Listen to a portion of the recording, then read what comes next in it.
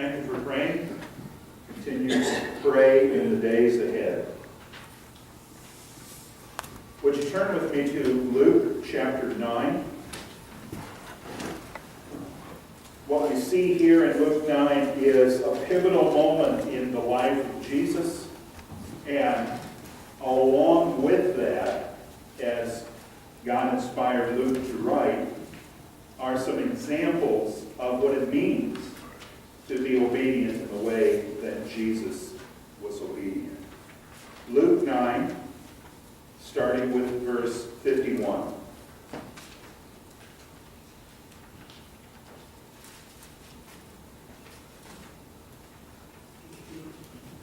As the time approached for him to be taken up to heaven, Jesus resolutely set out for Jerusalem.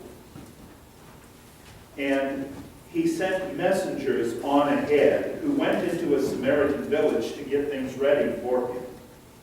But the people there did not welcome him because he was heading for Jerusalem. When the disciples James and John saw this, they asked, "Lord, do you want us to call down fire from heaven to destroy them?" But Jesus turned and rebuked them, and they went on to another village. As they were walking along the road, a man said to him, "I will follow you wherever you go." Jesus replied, "Foxes have holes, and birds of the air have nests, but the Son of Man has nowhere to lay his head." He said to another man, "Follow me." But the man replied, "Lord, first let me go and bury my father." Jesus said to him, "Let the dead bury their own dead, but you go and proclaim the kingdom of God." Still another said, "I will follow you, Lord, but first let me go back and say goodbye to my family." Jesus said, "No one who puts his hand to the plow and looks back is fit for service to the kingdom of God." I read this scripture to some folks I was visiting this week, and when I came to the end, they said, "Wow." Yeah, they got it. This is a wow scripture. So we're going to work together to understand today that followers follow Jesus' example. Pretty simple to describe, more difficult to achieve. Have you ever seen members of the 3rd United States Infantry Regiment of the United States Army guarding the Tomb of the Unknowns at Arlington National Cemetery? Have you seen that? Every day since July 2nd, 1937, the old guard has stood guard. I read an article Pastor Andy Cook wrote about them. He said, and I quote, "When a sentinel comes on duty, he walks exactly 21 steps across the tomb, representing the 21-gun salute, the highest honor given to any soldier or foreign dignitary. When he turns, he faces the tomb and remains in that position for exactly 21 seconds. He turns again and walks 21 steps across the tomb. When he completes the short journey, he stops, turns toward the tomb, and again pauses. The sentinel repeats this process over and over." And you might think, who do they get to do such duty? The average age of those who guard the tomb is 22 years. They are enlisted men and women who prepare for weeks to take a turn guarding the tomb. Strict training ensures the guard will be unwavering in duty. Their steps will remain perfect even when no one is watching. And in commenting on this, Pastor Cook said, "If you want to join this group, you'll have to learn a new way to walk." I thought, wow, that's Christianity. That's discipleship in a sentence. You want to be a part of this group, and I don't mean just Emmanuel, but Christians, believers, followers of Jesus, you have to learn a new way to walk. The Apostle Peter knew this, and he said in chapter 2, verse 21 of his first letter, "To this you were called, because Christ suffered for you, leaving you an example that you should follow in his steps." And so that's where we're going today, friends. Following in the steps of Jesus. Now, the man who wrote those words literally placed his feet in the marks left in the earth by the Son of God.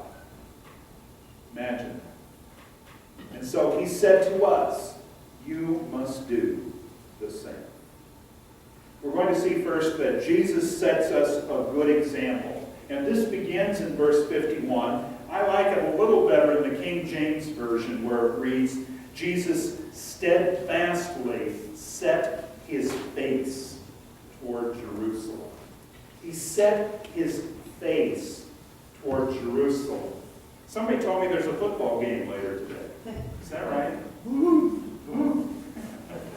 And those players are going to put on their game face. They're going to get into a competitive mood, and they're going to try to ignore all of the distractions of the week and of the day and concentrate on what's before them. And that's exactly what Luke is telling us here about Jesus. But notice how he tells us. He said that he had set his face in this way in spite of what he knew he would suffer there in Jerusalem.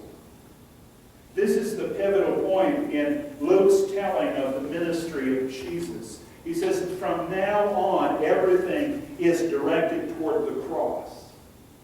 Everything is on a path. It's on a line that leads to Calvary. And so Jesus set his face that he would go, but knowing that he would be raised from the dead.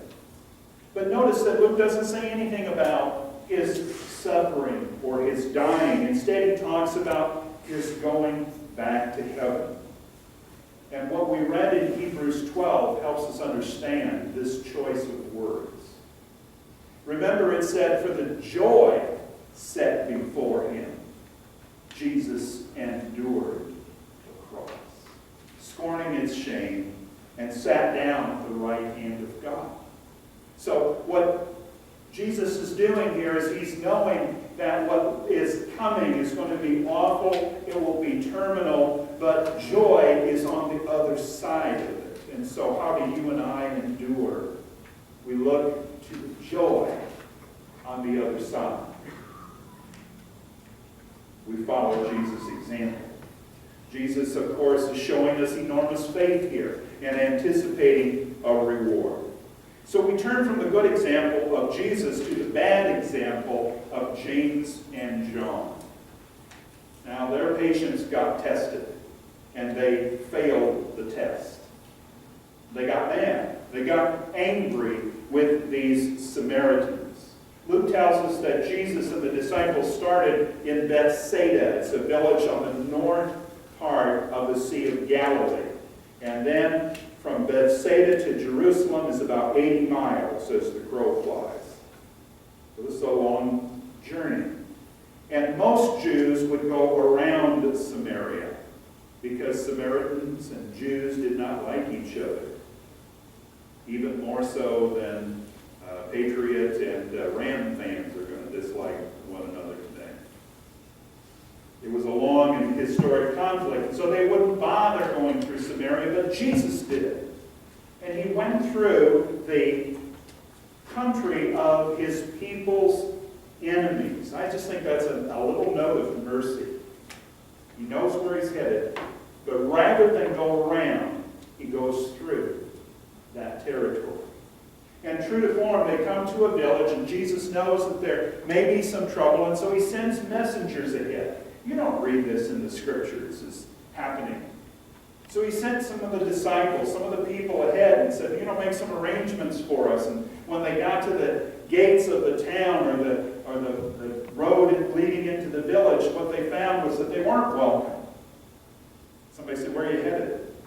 "Jerusalem." "Get out of here. You're not welcome.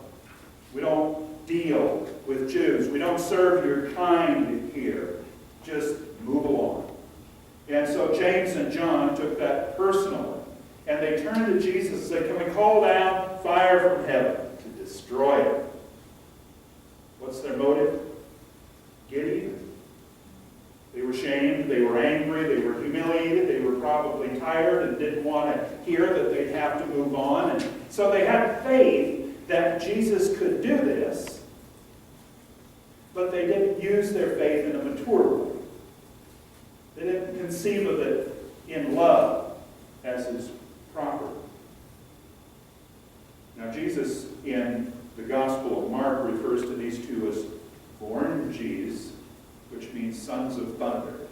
So I think they have a reputation for being short-tempered and prone to outbursts. But we are not to follow the example of James and John because Jesus turned and rebuked them. He didn't make a big deal out of it. His words aren't even recorded. He just turned around and said, "Guys, really?" And then turned away and moved on to the next village. Didn't allow himself to be drugged into their anger. He just simply moved on. Experience that we have in this life that shows a lot about our character is how we deal with rejection. How we react when people have hurt us. And sometimes we're hard-hearted and we want to get even. Or other times we're soft-hearted and we allow people to just tread on us when that's not in their best interest or in ours. Paul wrote to the Galatians and he said, "If I were still trying to please men, I would not be a servant of Christ." And he's saying to us here that we need to find that sweet spot in the middle where we're not hard-hearted, but we're not soft-hearted either.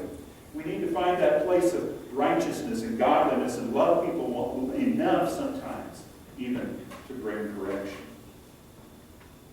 Good character is manifest in the middle. And as Jesus did, let's just keep moving forward. There were 3 wannabe disciples whom they encountered in this journey, or Luke simply arranged the material in this way to teach us something. To teach us how seriously Jesus takes this matter of discipleship.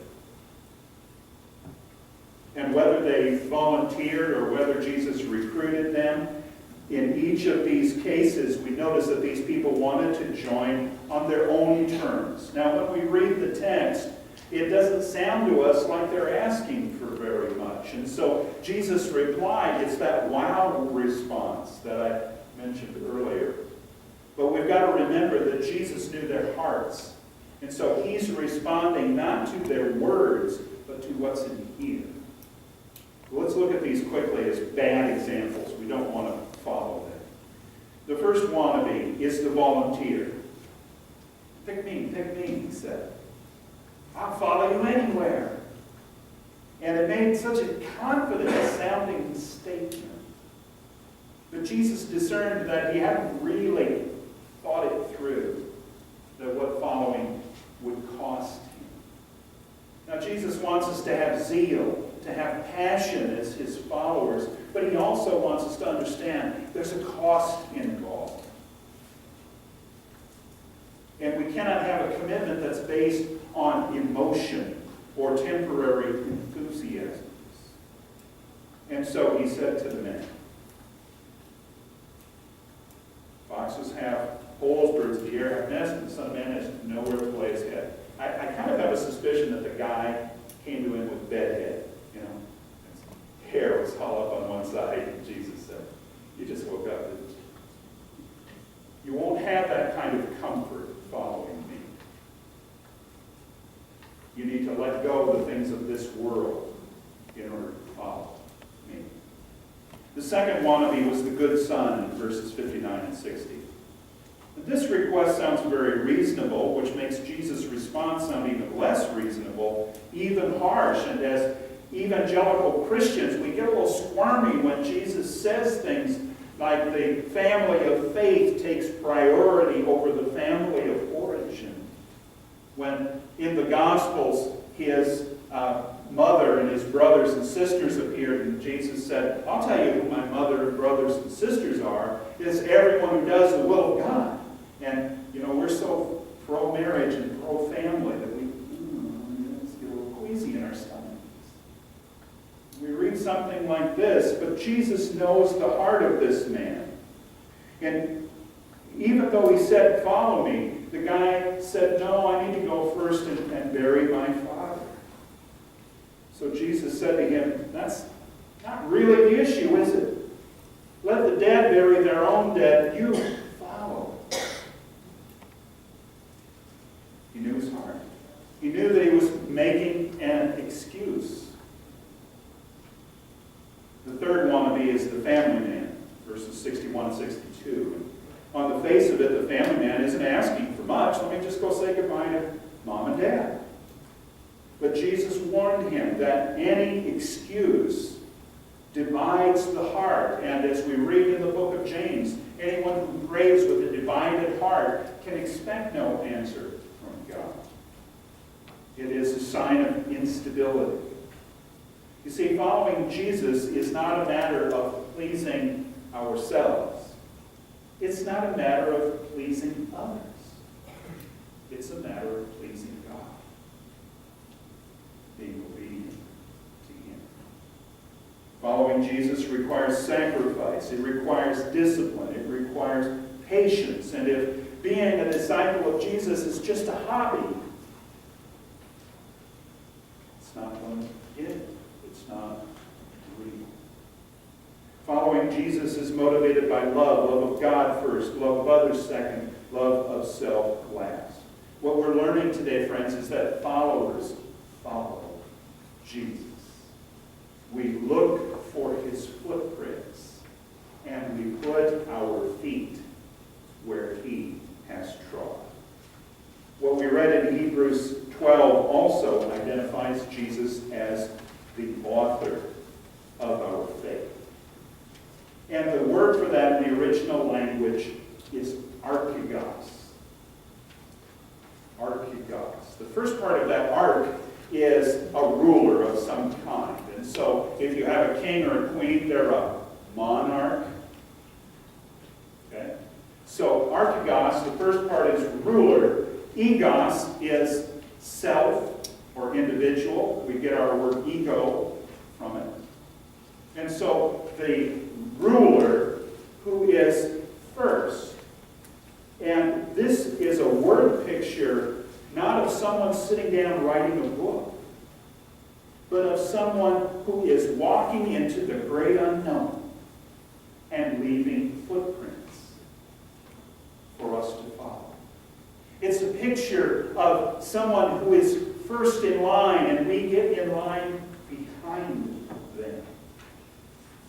It's a picture of someone who rules not from the rear, but from the very front. And so as we read, Paul says, fix your eyes on Jesus.